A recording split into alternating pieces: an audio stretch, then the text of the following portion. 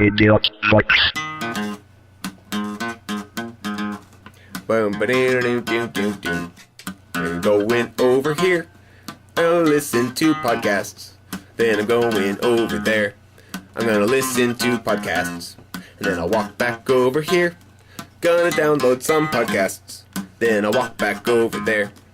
I'm gonna listen to podcasts. Hi, I'm Eric. And I'm Corey. This is Vox Monitor 8. the Idiot Vox podcast review podcast. Number 8. The sun just came up in Los Angeles. It's a beautiful May morning.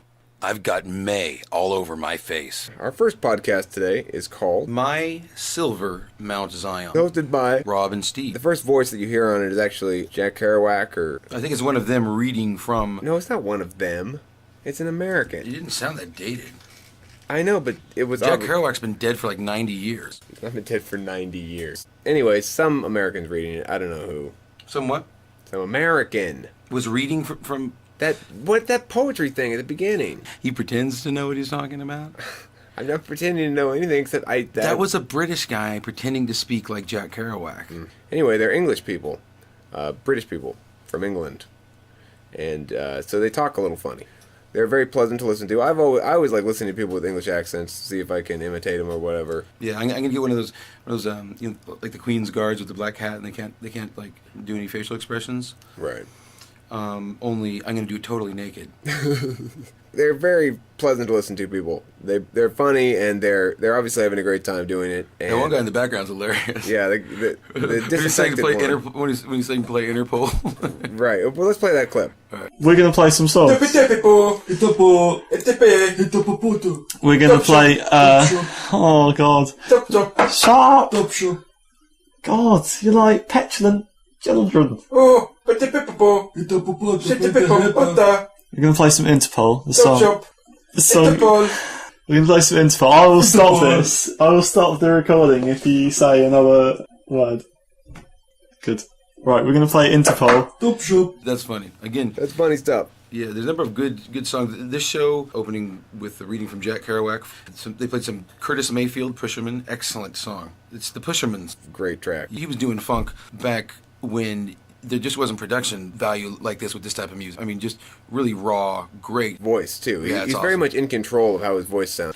Actually, from this site where we got this podcast is where we found Viking Youth Power Hour. Which is our next podcast. But Right. before we get there, we're going to go ahead and play this Curtis Mayfield clip.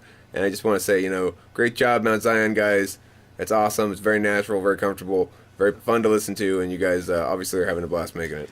And look forward to an additional subscription. From Yeah. yours truly. Absolutely. You can pick up the RSS feed by going to idiotvox.com and just typing in Zion. Once again, My Silver Mount Zion. Yeah, that's the whole name. But you could just type in one of those words, probably. Here's the Curtis Mayfield clip.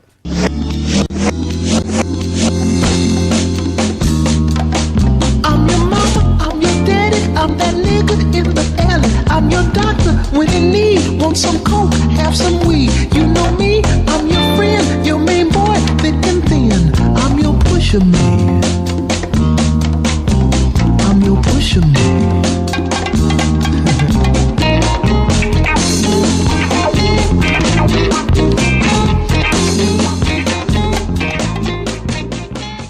I'm your mama, I'm your daddy, I'm the... The second podcast today is called The Viking Youth Power Hour. We was not in our queue, but we went ahead and decided to review it today because when we happened upon the page and listened to the podcast, and we actually listened to 15 and then we listened to part of 16. 15. Eschatology. And eschatology is essentially the study of the end of all things, the study of the eschaton, the times of the end, as it's indicated on Wikipedia.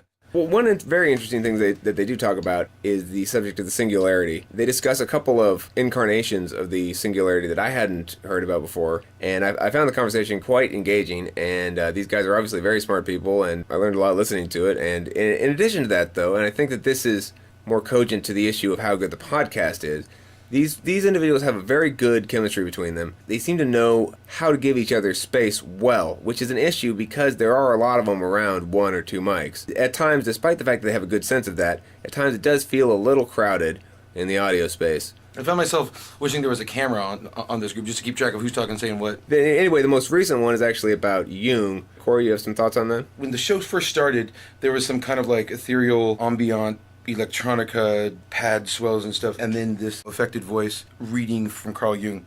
It kind of set it... It set the expectation level lower than... Yeah, than it ended up being much better than that. Although I think the way they came out of that, I was really impressed with the level of knowledge of the participants. And on an art level, I think one thing that these guys do very successfully is they mine a particular vein of art, or they juxtapose crass, youth culture-y type of attitudes with very high-minded intellectualism, and they do that to their advantage. And this is one of the rare podcasts where, as was actually the last one, so both of these are rare podcasts that do this, they use profanity successfully. I think it's easier for English people to use profanity successfully because they've got English accents, so it doesn't sound quite as affected. But these guys pull it off as well, and they're Americans, and they don't use it to excess, and they don't seem to use it gratuitously, but it does pop up occasionally. And the reason I bring it up now is because I'm about to play a clip in which there is going to be a little bit of profanity, so our more clean verbiage-minded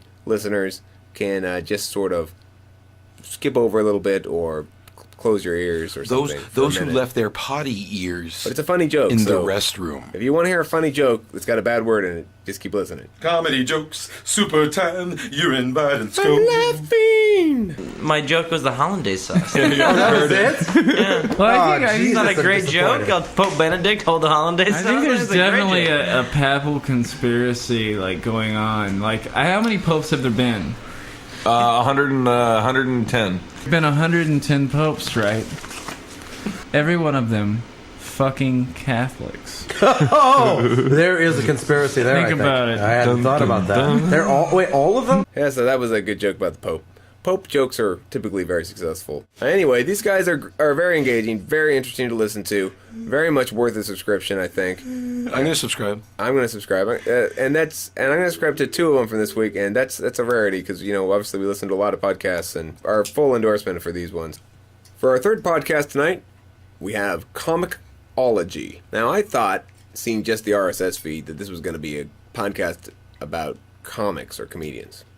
Ha ha ha ha. Yeah. Foiled again. And I was a little bit wary of it as a consequence because, anyhow, this podcast turns out not about comedy. It's about books, like comic books. Like with the drawings and the words. Marvel, DC.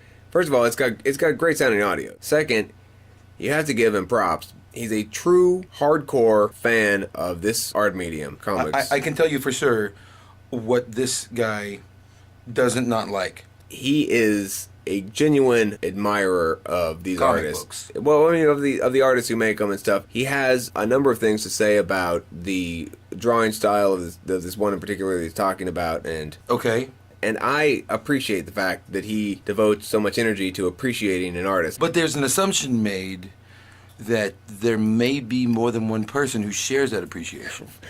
I don't know what to say about this other than what he's decided to do is to basically describe in great detail the comic book that he just bought at the comic book store. And he begin with analysis of price? Yeah. He gives us the whole shebang. Yeah. And I mean, even so far as to describe the plot to a point of this thing, and then this happens, and then this happens. Yeah, and then putting it in retrospective against other historical comics. And then, but at the same time, being very careful to be respectful of his audience and say, now I'm not going to be a spoiler here. I'm not going to spoil the story for you.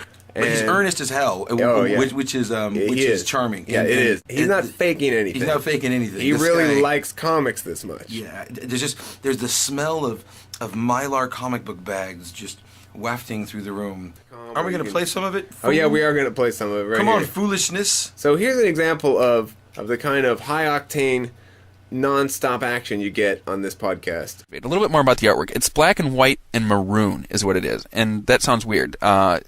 Is some of the Sin City stuff where Frank Miller did primarily black and white art, but then every now and then he'd throw in one character who would have on one primary color, whether it be blue or red, or yellow. Those were the things they used. Obviously, yellow in That Yellow Bastard, The girl who wore the blue dress and had the blue eyes, the baby wore red. All that kind of stuff happened in Sin City. This is different than that. So, although I'm talking about that right now, I don't want you to get that picture in your head of a black and white comic book with an occasional splash of maroon, because that's not what you're going to be seeing here. The maroon appears on every single page of the comic book, like absolutely every single page. It's something that the artist ends up using kind of as shading. And I know when I'm saying this, maybe it doesn't sound like it's really that cool or something like that. Nonsense. It's cool. Not cool. What could be cooler than that? Maroon, right? You can get the RSS feed at Vox Monitor or at idiotvox.com.